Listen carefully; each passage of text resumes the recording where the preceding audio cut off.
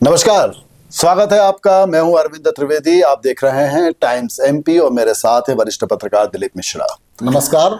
और दर्शकों, लगातार हम मध्य प्रदेश, राजस्थान, छत्तीसगढ़ की बात करते रहे हैं और निश्चित तौर पर कई ऐसे बिंदु उभर के सामने आए जो रोचक रहे हैं, रोमांचक रहे हैं। और अब तो ये शब्द जो चौंकाने वाला शब्द जिसे कहते हैं, वो बच्चे बच्चे को मालूम हो गया होगा कि राजनीति में चौंकाना किसे कहते हैं।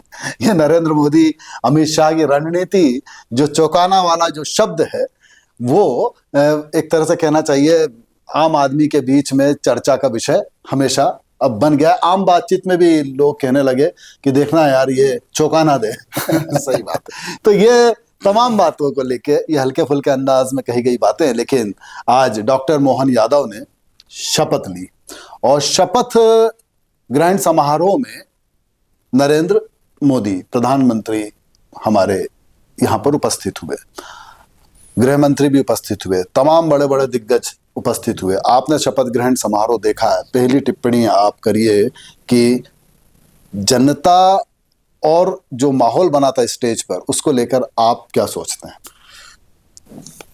शपथ ग्रहण समारोह मात्र 12 मिनट में समापन हो गया। बिल्कुल।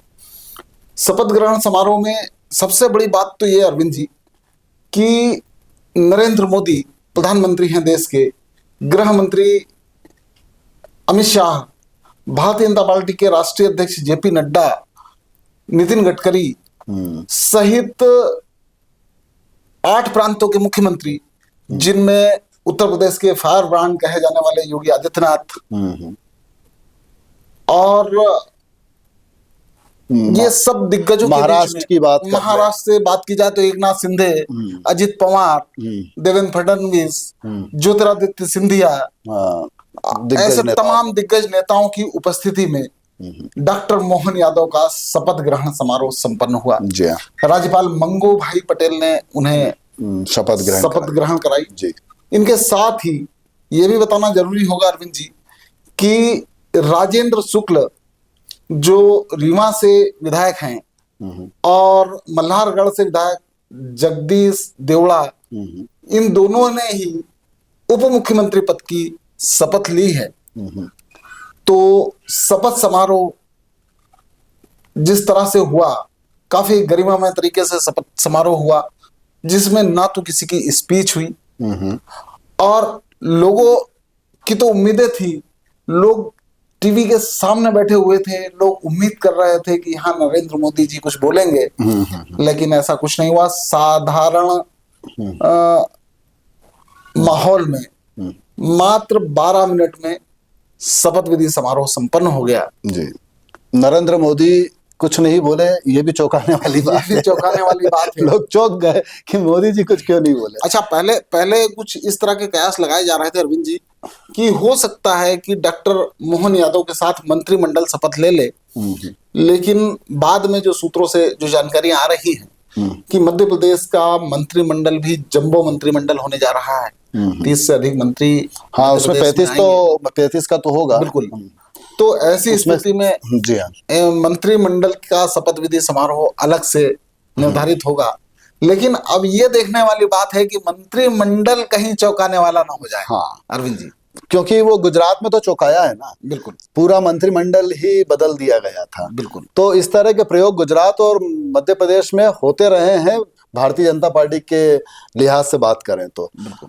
तो ये तो आपने बिल्कुल शुरुआती दौर बतलाया, लेकिन बॉडी लैंग्वेज भी अपन देख रहे थे कि अमित शाह किस तरह से गडकरी से बात कर रहे हैं, हंसी ठहाके भी चल रहे हैं। अजित पवार भी बड़े लाइट मूड में दिख रहे थे और फडणवीस के साथ उनकी बढ़िया जुगलबंदी चल रही थी, हंसी मजाक चल रही थी। तो कुल मिला के जो आपने बात कही उसके आगे थोड़ा सा अपन लेकर चले बात को, तो जो समय स्पीच में दिया जाता, क्योंकि जनता के बीच में वो लगातार अपनी बात कहते रहे हैं और आह्वान किया था मोदी की गारंटी और उसको पूरा किया है, तो अब बात बोलने की ना करते हुए उसको हकीकत में कन्वर्ट करना है, उसको इम्प्लीमेंट करना है। अब पूरा फोकस जहां तक हम समझ पाते हैं नरेंद्र मोदी की कार्यशैली को, वो रहेगा कि अब बोलने वाला समय खत्म हुआ, अब काम करने वाला। उसके अलावा अरविंद जी एक बात और कि छत्तीसगढ़ में भी आज शपथ समारोह है, वहां पर भी मुख्यमंत्री का शपथ समारोह है, और इन दिग्गजों को यहाँ से छत्तीसगढ़ भी जाना था। हाँ, ये बात भी है। तो तमाम बातें हैं, लेकिन जो समय बचाया है उन्होंने, उसका सदुपयोग किस तरह से किया, ये भी एक सोचने वाली बात है। मंच पर तो लोग देख रहे थे कि किस तरह से विभिन्न, क्योंकि महाराष्ट्र के मुख्यमंत्री और उप मुख्यमंत्री दोनों का आना इस लिहाज से भी है कि महाराष्ट्र में हलचल बहुत ज्यादा है, और लिहाजा मध्य प्रदेश का जो माहौल है, जो यहाँ का अनुशासन है, मैं उस पर भी आऊंगा, किस तरह से ये हलचल हुई, बहुत तेज हुई। लोगों ने सोचा कि शायद इसमें भी कहीं ना कहीं विरोध के स्वर प्रखर होकर सामने आएंगे। विरोध के स्वर प्रखर होकर सामने तो नहीं आया, दर्द जरूर उभरा है, और वो दर्द लोगों में भी है, कार्यकर्ताओं ने भी दिखाया है, क्योंकि लगातार जो वहां पे लोगों ने देखा, जैसे शिवराज सिंह चौहान आए मंच पर तो बहुत बड़ी तादाद में लोगों ने शोर किया, बिल्कुल, और उसका अभिवादन किया। और मैं तो ये कह रहा हूं कि शिवराज सिंह चौहान का ये विदाई समारोह बड़ा भावुक कर देने वाला है, क्योंकि जनता से जो इंटरेक्ट हो रहा है, आप देख रहे हैं, महिलाएं रो रही है। आज भी 18 साल के अरविंद जी, 18 साल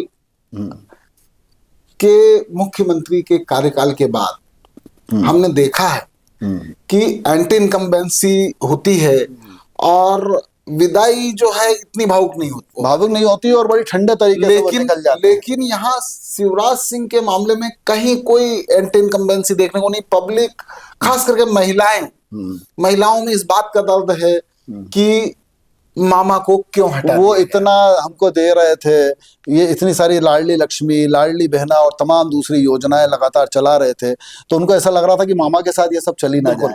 तो व्यक्ति बदलता है, नीतियां नहीं बदलती, व्यक्ति बदलता है, प्रोग्राम्स नहीं बदलते हैं पार्टी के।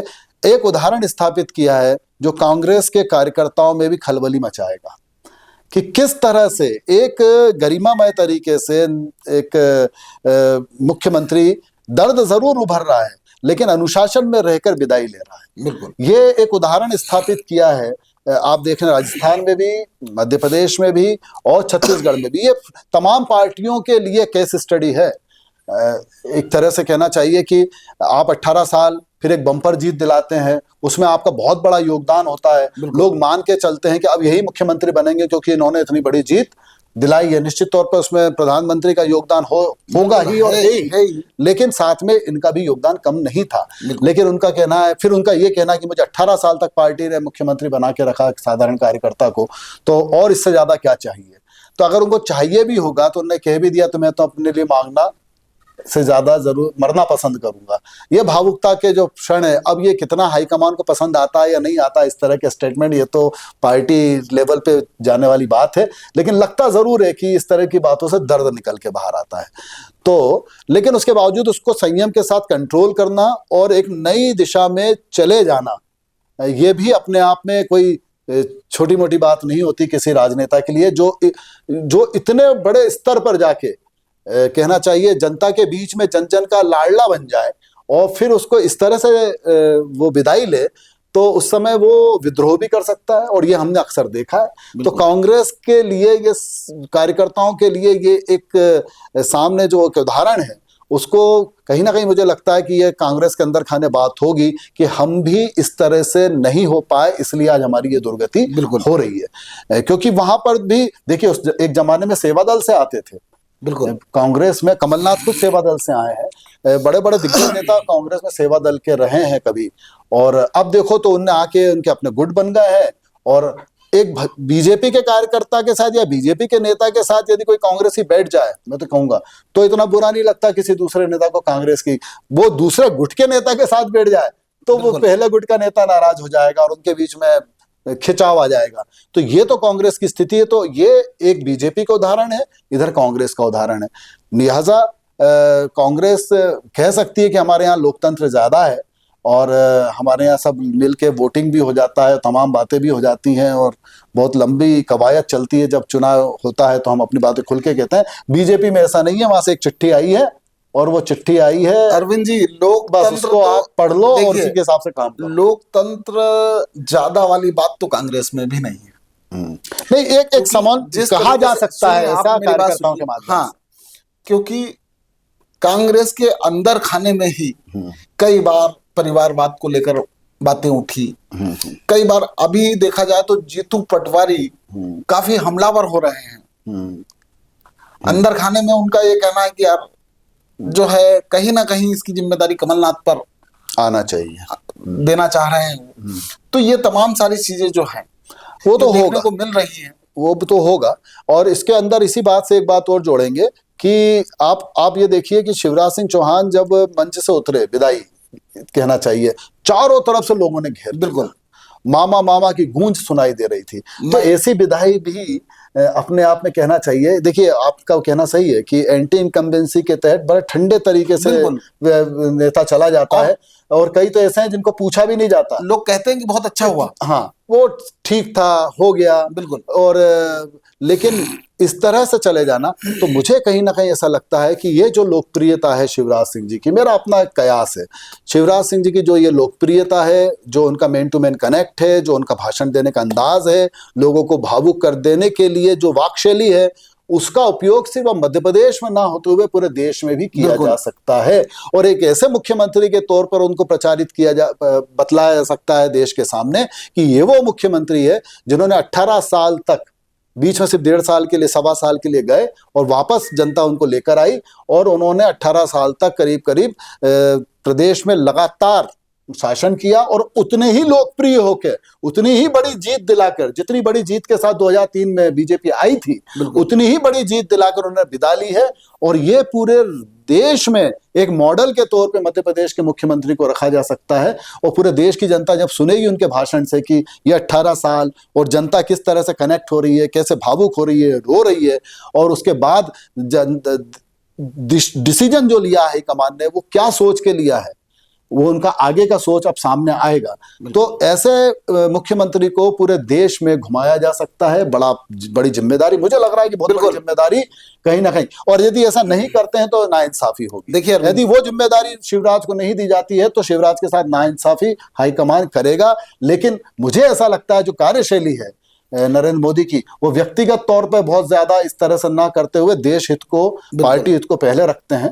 और उसके हिसाब से अगर शिवराज कहीं पर बहुत अच्छे असेट्स के रूप में कहीं यूज हो सकते हैं तो वो जरूर करेंगे, ऐसा लगता है। अरविंद जी, मैं आपको बताना चाहूंगा कि मध्य प्रदेश में इस समय दिग्गज नेता की भीड़ है। मध्य प्रदेश विधानसभा में खासकर आप देख लीजिए, कैलाश विजयवर्गीय, उन्होंने कहा था कि इंदौर की 9 से 9 सीटें जितवाएंगे, और 9 सीटें जीती है। उनकी भी भूमिका को नकारा नहीं जा सकता, किसी की भी। प्रहलाद पटेल जो केंद्र में कृषि मंत्री का दायित्व छोड़कर मध्य प्रदेश विधानसभा चुनाव लड़े, तो ये जो दिग्गज नेता हैं, इन्हें वापस से कोई ना कोई बड़ी जिम्मेदारी मिलेगी अरविंद जी। बिल्कुल, और उनको मिलना भी चाहिए, क्योंकि उन्होंने अपना जो उनके ऊपर विश्वास किया गया था, जो उनसे उम्मीदें की गई थी, उन पे वो खरे उतरे हैं। और प्रहलाद पटेल ने भी अपने क्षेत्र की 4 सीटें जिताई। बिल्कुल, और वो मुख्यमंत्री पद के दावेदार भी हैं और कैपेबल भी हैं। और इसके नहीं थे जी, हाँ माफ कीजिए, थे। अब तो ये इस तरह से देखे, राकेश सिंह, ये सब लोगों ने अपना काम कर दिया, बखूबी कर दिया। तो अब इनको किस तरह से नजरिए से देखेगी, ये भी देखिए चौंकाने वाली बातें होंगी इनके साथ भी कुछ। अरविंद जी देखिए, अगर अनुभव की बात की जाए तो प्रहलाद पटेल में 30 साल का जो गहन अनुभव है, उसका हो सकता है कि पार्टी संगठन में फायदा उठाए। मध्य प्रदेश, और सबसे बड़ी बात कि मध्य प्रदेश में ये जो बम्पर जीत मिली है, इसमें संगठन के प्रदेश अध्यक्ष बीडी शर्मा की भूमिका को भी नहीं नकारा जा सकता, और संघ की भूमिका भी नहीं नकारी जा सकती, क्योंकि वहां पर देखिए आज दिग्गज संघ के। ऐसी स्थिति में सबकी भूमिकाएं जो हैं सर्वमान्य हैं और बहुत अच्छी भूमिकाएं अदा की। तो ये भी चुनौती है कि सबको किस तरह से आप सेटल करेंगे, कैसे मैनेज किया जाएगा, क्योंकि छत्तीसगढ़ में आपने रमन सिंह जी को अध्यक्ष बना दिया है। बिल्कुल, लेकिन अब वसुंधरा राजे राजस्थान में ज्यादा मुखर है। बिल्कुल, जितने लचीले और सहज सरल अंदाज में शिवराज सिंह नजर आए हैं, बातें जरूर कर रहे हैं लेकिन वो मर्यादा नहीं छोड़ते ना। वसुंधरा राजे ने भी सब बातें मान ली, लेकिन उसके पहले जो बातें समाचार आए, किस तरह से उन्होंने खेमेबंदी की है, दबाव बढ़ाया था, तमाम चीजें उन्होंने की, लेकिन उसके बावजूद भी एक चिट्ठी आती है और वो चुप हो जाती हैं और प्रस्ताव दे देती हैं। तो ये है बात। लेकिन इसका मतलब ये नहीं है कि बातचीत नहीं होगी अंदर खाने। तो आज जो समय बीता, ये जो हुआ, अपने नरेंद्र मोदी, अमित शाह, नितिन गडकरी, जेपी नड्डा जैसे दिग्गज, शिवराज सिंह जी भी स्वयं वहां पर, और सभी लोग वहां पर थे, और इतने देश के विभिन्न प्रांतों के मुख्यमंत्री बीजेपी से, वो सब वहां थे। तो आज नरेंद्र मोदी ने उस समय का सदुपयोग किया होगा, स्पष्ट संदेश वहां से दिया होगा, और उसके बाद राजस्थान तक ये बात चलेगी। आज शिवराज सिंह जी को भी कोई संदेश दिया होगा, तमाम चीजों को वहां पर लेकर, और एक अच्छे माहौल में। आप महाराष्ट्र के जो अजित पवार आए, उन्होंने भी तो देखा होगा ना कि किस तरह से मध्य प्रदेश में ये सारी चीजें सफलता के साथ सामने आई हैं। बिल्कुल। और क्या माहौल बन रहा है, और किस तरह का माहौल है, और जनता कैसे कनेक्ट होती है इतने सालों के बाद भी। तो कहीं ना कहीं वो जो बॉन्डिंग उनकी होगी, ऐसा लगता है महाराष्ट्र में भी थोड़ी मजबूत होगी, क्योंकि मध्य प्रदेश से लगा हुआ है सीधे सीधे महाराष्ट्र, और असर पड़ता है कहीं ना कहीं पड़ोसी की राजनीति का भी। ऐसी राजस्थान अभी देखना दिलचस्प होगा कि वहां किस तरह से सब चीजें सामने आती है इसके शपथ ग्रहण के बाद। वहां पर वसुंधरा राजे से क्या काम लिया, क्योंकि वसुंधरा राजे के बारे में दिलीप जी मैं आपको बताऊं कि वसुंधरा राजे तो राजस्थान की राजनीति में आने ही नहीं चाहती थी। बिल्कुल। भैरों सिंह शेखावत लेके आए, जो अभी तमाम हमारे पत्रकार साथी जो विश्लेषण कर रहे हैं उनसे एक बात निकल के आई, और हम भी उस समय इतने तो थे ही कि राजनीति में रुचि लेते थे कहाँ क्या हो रहा है। तो भैरों सिंह शेखावत, क्योंकि वो उस समय पूर्ण बहुमत की सरकार नहीं थी राजस्थान में, तो भैरों सिंह शेखावत ने बनाई थी, क्योंकि वो तो कद्दावर नेता और माहिर थे जोड़ तोड़ में। तो वो वसुंधरा राजे को जब लेके आए राजस्थान में, तो वो आना नहीं चाहती थी, वो केंद्र की राजनीति में रहना चाहती थी। और जब एक बार आ गई और 2 बार अच्छा किला उन्होंने मजबूत किया, तो पिछली बार ये भी देखिए शिवराज के साथ आ गई तो अब जाना नहीं चाहती। मोदी तुझसे बेर नहीं, शिवराज तेरी खेर नहीं, मध्य प्रदेश में नहीं चला, लेकिन राजस्थान में चला। तो ये बातें भी मायने रखती हैं। और उस समय भी 109 सीट लेकर आए पिछले 2018 में भी, तो मतलब बहुत ज्यादा एंटी इनकम्बेंसी उस समय भी नहीं थी। तो शिवराज हमेशा लोकप्रिय रहे। लोगों ने कहा कि अब देखिए बहुत बड़ी तादाद में लोग कह भी रहे थे ना, अरे अब एक ही मुख्यमंत्री कब तक। वो तो ये लाडली बहना के बाद जो निम्न आय वर्ग का व्यक्ति भावुक हो गया, तो इतनी बात आ गई। वरना ये बात भी चल तो रही थी कि कहीं ऐसा ना हो कि मध्य प्रदेश का भी मंत्रिमंडल बदला जाए। यह आज से बात नहीं हुई थी, 1.5 साल पहले से बात शुरू हुई थी। लेकिन पिछले 3 महीनों में उन्होंने वापस वो कहना चाहिए कमबैक भी किया, और उस तरीके से जोर पकड़ा अपने पुराने अंदाज में, वो फिर वही नजर आए, उसी तेवर में नजर आए। हालांकि अरविंद जी, जो लोगों को एक खास करके महिलाओं में जो ये है आशंकाएं हैं कि कहीं उनकी लाडली बहना बंद तो नहीं हो जाएगी, लेकिन मध्य प्रदेश की योजनाओं में चूंकि मोदी की गारंटी है, तो इसलिए मुझे नहीं लगता कि जो योजनाएं चल रही हैं मध्य प्रदेश की शिवराज सरकार की, उन योजनाओं में कोई बदलाव होगा या बंद होगी। डॉक्टर मोहन यादव के लिए यही सब कुछ पैमाने तय हैं, सब आयाम तय हैं, किस रास्ते पे चलना है वो रोड मैप तय है, और उसके ऊपर वो किस गति से काम करेंगे, और कितने जनता को साथ लेकर उनका दिल जीतते हुए, जो एक शैली है शिवराज की कि वो दिल जीतते हुए बात करते हुए काम करते चले जाते हैं। उनकी जो इस तरीका है, समय समय पर बहुत कहना चाहिए हंसा देना किसी को, और हंसाते हंसाते विरोधी को फंसा देना, ये तमाम चीज़ें इनके अंदर हुनर है। अब डॉक्टर मोहन यादव की अपनी शैली होगी, तो अब जनता उसको देखेगी। और एक 2047 में विकसित भारत को लेकर नई उमंग और नई तरंग, बिल्कुल, ये कहीं ना कहीं मोदी का एक इरादा है कि 2047 का विकसित भारत भी उनको यहां से दिखाई दे रहा है। तो अब उसके लिए एक नई जनरेशन की सेना लगा दी जाए, एक रोड इसी आधार पर मंत्रिमंडल भी बन सकता है। बिल्कुल। और मंत्रिमंडल में सबसे बड़ी बात अरविंद जी, चूंकि हम देवास में बैठकर डिस्कस कर रहे हैं, तो देवास की जनता में भी इस बात का उत्साह है कि क्या देवास से विधायक गायत्री राजे पवार को इस बार मंत्रिमंडल में जगह मिलेगी। प्रबल तो है संभावना, क्योंकि वही बात आई ना कि अब आपको पुराने चेहरों को हटाकर, जब एक सक्सेसफुल सफल पुराना चेहरा आपने हटा के और बिल्कुल नए चेहरे को सामने लाके फ्रेश, उससे कहा है कि अब नए जोश के साथ, नई उमंग के साथ, नई तरंग के साथ और अपने नए साथियों को साथ लेकर आगे पूरी ताकत से, जो पहली बार आता है और उसको जब साबित करना होता है और एक टारगेट दिया जाता है 2047 विकसित भारत में मध्य प्रदेश कहाँ, तो एक काम करने का अंदाज, बहुत समय से ये लोग काम करते चले आ रहे हैं, अनुभव है और सभी चीजें जानते हैं, तो उनका अनुभव का लाभ लेना और नई जनरेशन के जो विधायक है उनको पूरे जोश के साथ लगा देना और दिन रात वो मेहनत कर सकें, ऐसी एक टीम तैयार करना, ये भी कहीं ना कहीं इरादा तीनों प्रदेशों में दिखाई दे रहा है।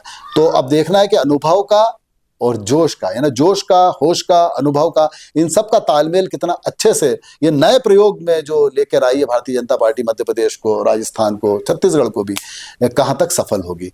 तो अंत में एक टिप्पणी दें और अपन विदा दें। बस अरविंद जी, मैं तो यही कहना चाहूंगा कि अब पूरे प्रदेश भर की निगाहें मंत्रिमंडल पर टिकी हुई हैं। बिल्कुल, क्योंकि अगर बात की जाए मालवा की, तो मालवा से मुख्यमंत्री हो गए मोहन यादव, मालवा से ही डिप्टी सीएम हो गए जगदीश देवड़ा। इसी संभाग से आते हैं, उज्जैन से। जी हाँ, जी। हम भी इसी संभाग में बैठे हुए हैं। विंध्य से राजेंद्र शुक्ला जी हो गए। इंदौर में कैलाश विजयवर्गीय, रमेश मेंदोला, आप तुलसी सिलावट जैसे बड़े नाम। तुलसी सिलावट जी का तो तय है तकरीबन। तो इस तरह से आसपास जो हर जगह से 2-2, 3-3 मंत्री होना, तो देवास जिले में भी इस समय हालांकि अंदर खाने में चर्चाएं जो हैं, गायत्री राजे पंवार और राजेश सोनकर के नाम की चर्चाएं कहीं ज्यादा हैं। वैसे आशीष शर्मा भी 3 बार के विधायक हैं। तो अब ये देखना होगा कि देवास जिले से मंत्रिमंडल में किसे स्थान दिया जा रहा है। अब उसके लिए तो उनका रिकॉर्ड, उनका ट्रैक रिकॉर्ड, अब तो ऐसा लगता है कि हाईकमान के पास सबका पूरा चित्रण जो है बिल्कुल आया हुआ है। अरविंद जी, और जो भी नाम जाएगा उसका पूरा डिटेल्स देख लिया जाए जब आप ये और उसके आधार पर तय किया। जब आप ये देखिए कि मोहन यादव को प्रदेश के मुख्यमंत्री की कमान दी गई, तो निश्चित तौर पर पूरे 163 विधायकों का 1 to 1 होगा डाटा जो है पार्टी हाईकमान ने निश्चित तौर पर सर्च किया होगा और वहीं तय कर दिया होगा कि कौन मंत्री बनेंगे और कौन मुख्यमंत्री बनेंगे। ये तमाम बातें तो होने वाली हैं, क्योंकि ये जो स्टेप उठाई है इससे न जाने कितनी चर्चाएं कहां तक जा सकती हैं। बिल्कुल। अब एक एक मंत्री का भी रिकॉर्ड होगा, जिसको बनाना होगा वो भी तय होगा, ऐसा लगने लगा है। बिल्कुल। और जिसका भी नाम आएगा उसका आगा पीछा दाएं बाएं सब देख लिया गया होगा और फीडबैक सबका ले लिया गया होगा। भाई मोहन यादव जी का भी तो आला कमान के पास, जो हाईकमान, उसके पास फीडबैक तो गया होगा। नड्डा जी के थ्रू गया हो, नड्डा जी के साथ उनकी करीबी है, और तमाम जो संगठन मंत्रियों, क्योंकि आरएसएस का दखल काफी अच्छा दिखाई दे रहा है, तो उनका भी फीडबैक गया होगा। अब उसमें से उनकी कौन से गुणों की परख की गई है। अभी हम बात करें तो क्योंकि मालवा के हैं, यहीं के हैं, तो उनके मेरिट्स, डीमेरिट्स, प्लस माइनस सब लोगों को अच्छे से मालूम है, लेकिन हाईकमान ने उनके कौन से गुणों को पकड़ा है जो काम आएंगे, उसको कसौटी पे अब कसा जाएगा और देखा जाएगा कि वो गुण थे जिन गुणों के आधार पर डॉक्टर मोहन यादव का चयन किया गया और वो उसमें सही उतरे। ये बड़ा दिलचस्प होगा देखना। तो दर्शकों, आपसे ये चंद बातें मंत्रिमंडल के गठन के बाद दिलीप जी ने और हमने मिलकर एक छोटा सा विश्लेषण, या छोटा इस मायने से कि बातें बहुत सारी थी, समय कम था, और आप इसको शेयर भी कीजिए, चैनल को सब्सक्राइब कीजिए। लाइक का बटन थोड़ा कम दबाते हैं, देखते बड़ी तादाद में, काफ़ी समय तक देखते हैं, लेकिन लाइक करना आप भूल जाते हैं। उसको करने से हमें फ़ायदा मिलेगा, इसलिए लाइक भी कीजिए। बहुत बहुत धन्यवाद।